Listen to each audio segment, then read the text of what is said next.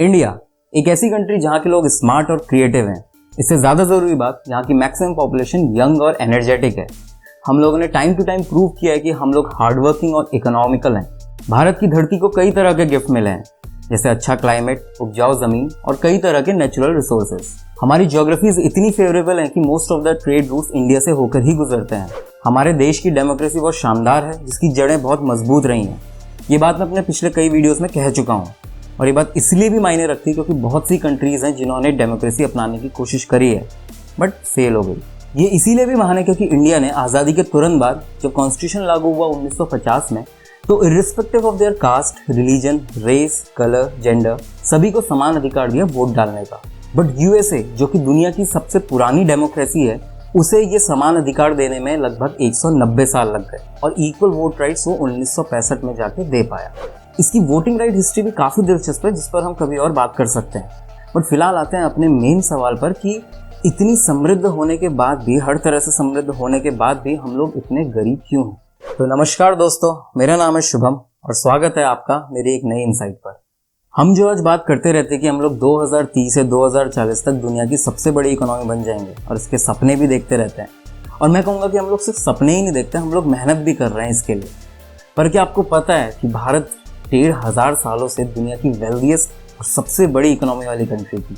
1500 के बाद चाइना सबसे बड़ी इकोनॉमी बना, बट भारत की इकोनॉमी भी उसी पेस के साथ ग्रो करते रही और चाइना और भारत की इकोनॉमी में एक मार्जिनल डिफरेंस था 1750 तक, जब तक ईस्ट इंडिया कंपनी भारत में नहीं आई। हम एक समृद्ध सोसाइटी थे जो कि textile manufacturing, agriculture, ship building और स्टील मेकिंग में वर्ल्ड लीडर थे पिछले 2000 सालों से। उसके बाद 200 साल के लिए ब्रिटिश आए भारत पर और हम पर राज किया। उन्होंने हमें इतना ज़्यादा एक्सप्लॉइट किया, इतना ज़्यादा लूटा कि जब वो लोग भारत छोड़ के गए तो हम लोग सिर्फ गरीब ही नहीं थे, बल्कि हमारी 90% पॉपुलेशन बिलो पॉवर्टी लाइन थी। हमारा लिटरेसी रेट 70% से भी कम रह गया था और लाइफ एक्सपेक्टेंसी 31 साल से भी कम। इस सब की शुरुआत हुई सन 1738 में, जब नादिर शाह भारत पर आया आक्रमण करने। उसने मुगल साम्राज्य को हराया और भारत से इतना धन लूटा कि उसने अपनी जनता का 3 साल तक का टैक्स भी माफ़ कर दिया। और इसके बाद उन्होंने भारत की इकोनॉमी को डी इंडस्ट्रियलाइज करने का काम शुरू किया। अगर बात करें भारत की टेक्सटाइल इंडस्ट्री की, तो 1700 सदी में भारत दुनिया का सबसे बड़ा मैन्युफैक्चरर और एक्सपोर्टर था टेक्सटाइल का। अगर हम रोमन पीरियड पे चले बैक इन फर्स्ट सेंचुरी, तो भारत रोम में इतना ज़्यादा अपना कपड़ा एक्सपोर्ट करता था और साथ साथ मसाले और ज्वेलरी भी, कि रोमन एम्पायर के गोल्ड के खजाने खाली होने लग गए थे। प्लिनी द एल्डर नाम के एक रोमन ऑथर, फिलोसोफर और मिलिट्री कमांडर ने रोमन सेनेट में इंडिया के प्रोडक्ट्स को कम यूज करने की बात करी, क्योंकि उनका सारा गोल्ड इंडिया ट्रांसफर हो रहा था और इसीलिए भी हमें सोने की चिड़िया कहा जाता था। एक टाइम में फ्रांस और यूरोप अपने बजट का 60% यूज कर रहा था इंडियन टेक्सटाइल खरीदने के लिए। इंग्लिश दुकानदार अपने वहाँ के बने कपड़ों में मेड इन इंडिया का टैग लगाकर बेच रहे थे, क्योंकि इंडियन क्लोथ हाईली डिजायरेबल और अच्छी क्वालिटी वाले माने जाते थे। फॉर एग्जाम्पल ढाका मसलिन, इसके बारे में कहावत है कि as light as woven air. ये इतना हल्का होता था कि इससे बनी साड़ी एक उंगली में पहनने वाले रिंग के बीच में से निकल जाए। तो ये जो अद्भुत टेक्सटाइल इंडस्ट्री थी इंडिया की, इसे कम्पीट करना बहुत मुश्किल था। तो ब्रिटिशर्स जब इंडिया आए तो उन्होंने इसे बर्बाद करना शुरू कर दिया। उन्होंने इंडस्ट्री अपने हाथ में ले ली और कई तरह के टैक्सेस और एक्सपोर्ट ड्यूटीज लगा दी। प्रोडक्ट सिर्फ उन्हें ही बेच सकते थे और उन्होंने रॉ मटेरियल भी ब्रिटेन इंपोर्ट करना शुरू कर दिया था, जिससे इंडियन टेक्सटाइल इंडस्ट्री बर्बाद होने लगी। वो इंडियंस को इंडियंस का ही प्रोडक्ट महंगा बेचने लगे और कई केसेस में तो उन्होंने कपड़े बुनने वालों के अंगूठे तक काट दिए, जैसा कि हमें एक डच ऑब्जर्वर की किताब से जानने को मिलता है। स्टील इंडस्ट्री से जुड़ा एक दिलचस्प किस्सा भी है। जब मिड 19th सेंचुरी में जमशेद जी टाटा स्टील फैक्ट्री लगाना चाह रहे थे, तब ब्रिटिश गवर्नमेंट के पीछे वो 20 सालों तक भागते रहे तरह तरह की परमिशंस लेने के लिए। ब्रिटिश गवर्नमेंट उन्हें परमिशन नहीं दे रही थी और तो और the British chief commissioner for the Indian railways ने ये तक कह के उनका मजाक उड़ाया, and I quote, do you mean to say that the Tata propose to make steel rails to British specifications? Why? I will undertake to eat every pound of the steel rail they succeed in making. उसका ये कहना था कि वो टाटा कितना steel बना लेगा, वो जितना बनाएगा वो तो मैं बस चुटकियों में ऐसे ही खा जाऊंगा। और आज उसी टाटा ने ब्रिटेन की सबसे बड़ी स्टील कंपनी कोरस खरीद ली। काश वो होता ये देखने के लिए। हालांकि जो भी कुछ ब्रिटिश क्राउन ने किया उसमें आज के ब्रिटिशर्स का कोई हाथ नहीं है और ना ही हमें उनके खिलाफ कोई हेट्रेड रखनी चाहिए। मैं ये सिर्फ इसीलिए बोल रहा हूँ क्योंकि ये हुआ है हमारे साथ हमारे अतीत में और हमें ये पता होना चाहिए। Because if you don't know where you have come from, how do you appreciate where you are going. और हमें ये कोशिश करनी चाहिए कि ऐसा हमारे साथ दोबारा कभी ना हो। Even Britishers should know there history. और आपको ये जान के काफी आश्चर्य होगा कि ब्रिटिश स्कूलों में कॉलोनियल हिस्ट्री पढ़ाई ही नहीं जा रही है।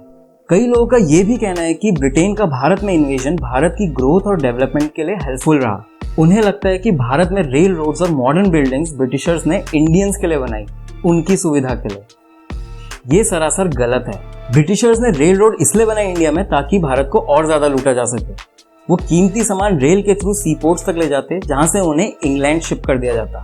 दूसरा, अपने ट्रूप्स को वो भारत के इंटीरियर इलाकों में भेज सकते थे अगर उन्हें कहीं से कोई विद्रोह या आंदोलन होते हुए दिखाई दे, उन्हें कुचलने के लिए। ये तो डायरेक्ट बेनिफिट्स थे।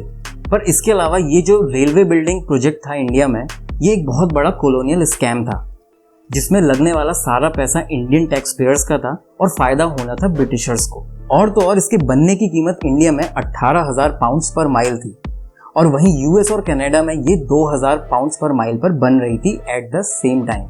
इंडियंस 9 गुनी ज्यादा कीमत पे कर रहे थे जो पैसा जा रहा था ब्रिटेन को। ये प्राइवेट प्रॉफिट और पब्लिक रिस्क था, जिसमें प्रॉफिट हो रहा था ब्रिटिश इन्वेस्टर्स का और रिस्क था इंडियन पब्लिक का। वो इंडिया से सिल्क, स्पाइसेस, टी, कोल, टिम्बर ये सब खरीद कर या फिर कह ले कि चुरा कर ब्रिटेन ले जा रहे थे, क्योंकि ये सब सामान बहुत ही सस्ते दामों में ब्रिटेन जा रहा था वर्ल्ड वॉर से होने वाले नुकसान की भरपाई के लिए। ब्रिटेन में कई सारे म्यूजियम्स हैं जो कि कॉलोनियल बिलोंगिंग से भरे हुए हैं। लंदन में ब्रिटिश म्यूजियम है, जहां आप देखोगे कि 90% से ज्यादा चीजें इंडियन आर्टिफैक्ट्स और ट्रेजर से भरी पड़ी हैं, जो कि उन्होंने इंडिया से लूटी थी। ये आप गूगल में सर्च करके देख सकते हैं। लंदन में एनिमल इन वॉर नाम से एक वॉर मेमोरियल है, जिसमें वर्ल्ड वॉर में ब्रिटेन के लिए लड़े जानवरों के सम्मान में स्टैच्यू बनाए गए हैं। पर 3.8 मिलियन, करीब 38 लाख इंडियन सोल्जर्स जो लड़े ब्रिटेन के लिए दोनों वर्ल्ड वॉर में, उनके लिए एक भी स्टैच्यू नहीं। और जबकि फर्स्ट वर्ल्ड वॉर में इंडियन सोल्जर्स ने ज्यादा विक्टोरिया क्रॉस जीते थे ब्रिटिश फौज की तुलना में। अगर इंडियंस जर्मन्स को नहीं रोकते तो शायद ब्रिटेन अनप्रिपेयर्ड था इस वॉर के लिए। सो ब्रिटेन ने इंडिया नहीं बल्कि इंडिया ने ब्रिटेन को डेवलप किया है। तो क्या ये जो सब नुकसान ब्रिटेन ने भारत को पहुंचाया है, जो भी सामान इन्होंने इंडिया से लूटा है, क्या इसकी भरपाई की जा सकती है या एस्टिमेट लगाया जा सकता है कि ये कितना होगा? सो न्यूयॉर्क की कोलंबिया यूनिवर्सिटी ने कोशिश करी और एस्टिमेट लगाया और पाया कि ब्रिटेन ने 2 दशकों में भारत से जितने सब रिसोर्सेज लिए हैं वो लगभग $45 ट्रिलियन के बराबर है। $45 ट्रिलियन। ये मिलियन नहीं है, ये बिलियन नहीं है, ये $45 ट्रिलियन है। इसको देखते हैं एक बार कि कितना होता है।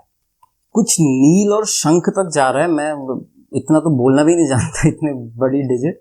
आप लोग सर्च करके खुद देख लीजिएगा कि कितना होता है। और अगर ब्रिटेन का हर वयस्क नागरिक हर साल अपनी सैलरी में से 10% का हिस्सा भी इंडिया को देता है, तब भी उसे 150 साल लग जाएंगे ये चुकाने में। सो क्या होता अगर इंडिया पर ब्रिटेन का शासन कभी होता ही नहीं? क्या होता हम कभी कोलोनाइज नहीं होते? तो आज जो हमारी इकोनॉमी है, क्या हम उससे बेटर पोजीशन पर हो पाते?